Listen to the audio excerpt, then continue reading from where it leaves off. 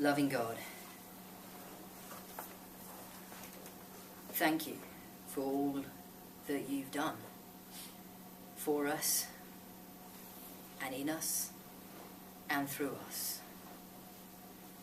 I pray that as I remember and speak about some of those things this evening, that the glory goes to you and that you inspire all our hearts to continue to be justice, because you are justice. Amen. Amen. So I've got the 90s, or technically 88 to 98, because MCC started in 68, so that's our decades. And it seems to me that with the progression of preachers as we do a decade each week, we seem to be covering our own coming out years fairly well. Not our years of coming into MCC, but definitely, you know, at the tender age of 41 as I am, my coming out years were in the 90s. Whereas I've only been about 15 years or so in MCC. But I can say that by the end of 1998, I was well and truly out to everyone. Actually, I was the college LGB rep within about a week of arriving at university, because we had a very, very persuasive student president. I was like, no one else will stand. I know you're out. You stand. I was like, okay. I just arrived. So, yeah, that was the end of that decade. At the beginning, 1988, I was 11 years old. And all I knew was that that bit in the Usborne Facts of Life had nothing to do with me. Absolutely nothing. And whatever I was going to be, people would ask you, what are you going to be when you grow up? I didn't know, but I did know what I wasn't going to be. I was never going to be a wife or a mother. I was clear on that, and it's worked out that way. By about halfway through, 1993 kind of time, I'm 16. I'm already the only out gay kid in school. I'd heard somewhere about this mythical thing called a sex change. And I'd have these sort of fantasies about running away from home and then coming back years later as a man and being accepted by everyone in the village and my family, and it was going to be wonderful. Of course, I had no idea how to go about it. I didn't know where to even start looking. But it was a happy little daydream. But,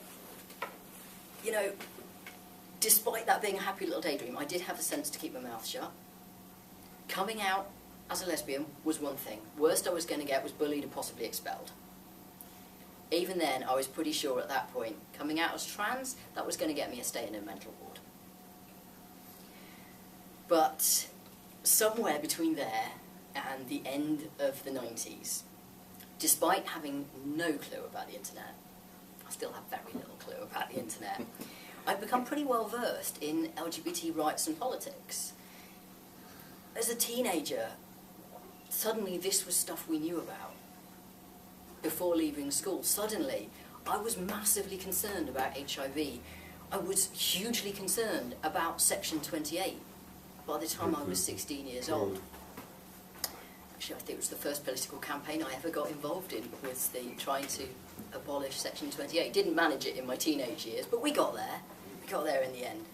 And, I was hugely concerned about the environment. All these things were becoming real to me. And I think having one's political and social ideals shaped by the 90s was this curious mix of shining optimism and absolute depressed pessimism at the same time. Because on the one hand, and I think it was, I'm going to go back a bit, I think it was this whole two-edged sword of visibility. We had visibility. And just like now with trans, it's a double-edged sword. On the one hand, if you're invisible, you're never going to get your rights. On the other hand, once you're visible, everyone knows where to find you. So those were the days of ACT UP and Outrage and Queer Nation and the Lesbian Avengers. I mean, my politics were massively shaped by Lesbian Avengers. Oh, those were the glory days. But at the same time, in a really complex mash of cause and effect, this was Don't Ask, Don't Tell, the Defence of Marriage Act, Section 28. You know, these were the days of Ellen and Rachel Maddow and that kiss on Brookside. But it was also the days of Brandon Tina and Rita Hester and Matthew Shepard. On the one hand, we started out that decade really quite optimistically with Reform Judaism saying that LGBT Jews were equal and LGBT rabbis were equal. We thought, oh, maybe the church will follow. Maybe the church will follow. 98, unexpected but no less painful kick in the teeth that was the Lambeth Conference decision that no, LGBT Christians were not equal in any way, shape or form. Oh, I remember that. Now, I didn't find MCC till 2003, but I was already for a long time by then. I was a member of the lesbian and gay Christian movement. That's now One Body, One Faith, and various groups at university. In fact, I even started a group at university. And I've had a little hunt back, and MCC seems really silent on its own history in the 1990s. There's no documentation. I'm hunting through and I'm finding nothing. There's probably a lot of reasons for that. One is we were still reeling and recovering from the 80s when we lost so many of our male clergy and we utterly exhausted so many of our female clergy looking after everyone. We were wiped. We really were. We were gradually rebuilding our strength. But as individuals, we were still involved in all these things that were going on. Stuff like ACT UP and Outrage and Queer Nation, they don't come out of a vacuum. As LGBT people, we were still out there and involved, but MCC needed a break. And we've had a break. And now it's time to come back in force. And we have, and we will continue to. The reading this Sunday is from Isaiah 58. And this is sort of like the third bit of the book of Isaiah, because Isaiah's written over about 200 years. The first bit is written to Israel before the exile, before they've been dragged off to Assyria and Babylon. The next bit is written while they're in exile. And that's a very different kind of message. You know, it's like the worst has happened. But by the time we get to 58, they've come home again. They've had their great vindication. They've been successful. God has brought them home. And they've got much in common, actually, with where we were in the 90s and where we are now, because they've got this post-exile mixture of hope and frustration, of action and tiredness. Because they've got what they wanted. God has given them what they were fighting for, and things still aren't right. There's still injustice. People are still struggling. Sometimes it feels like God still isn't answering their prayers, and they're going, why? What's wrong?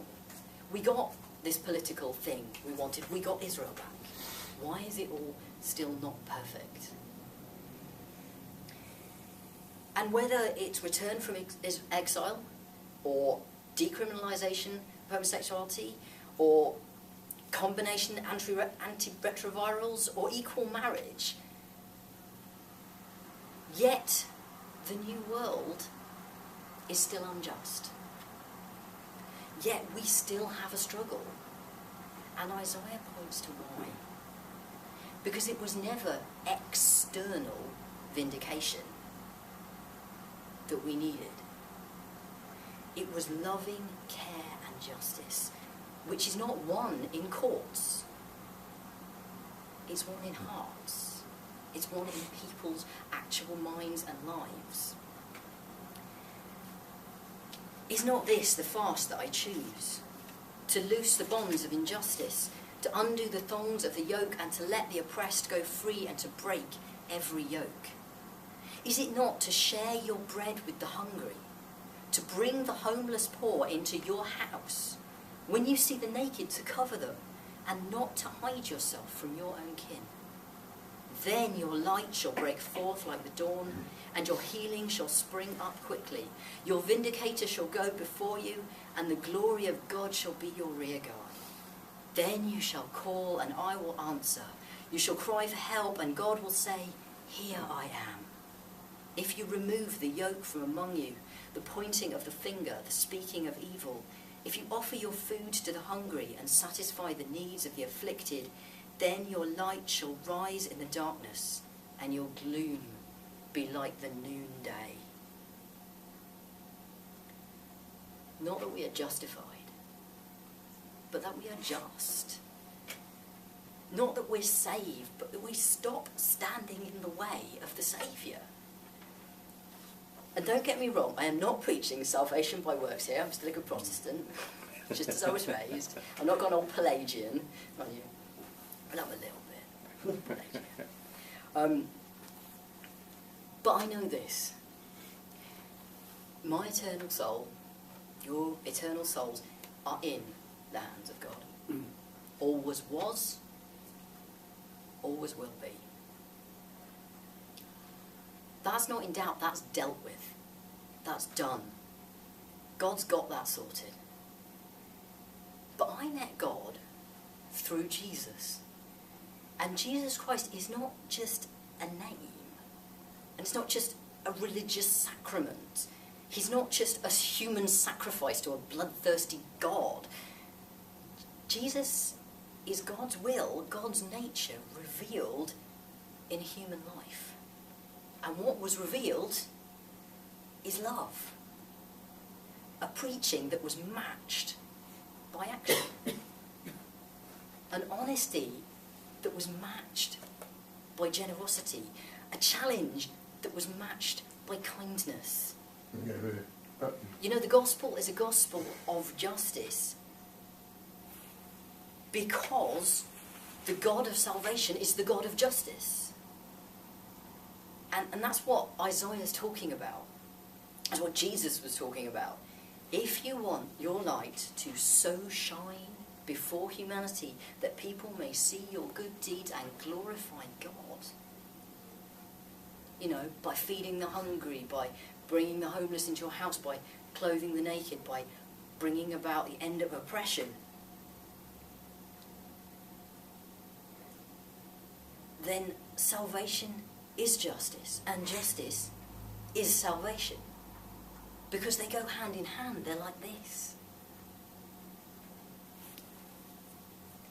So, when MCC says, be justice, that's not an addition to the gospel.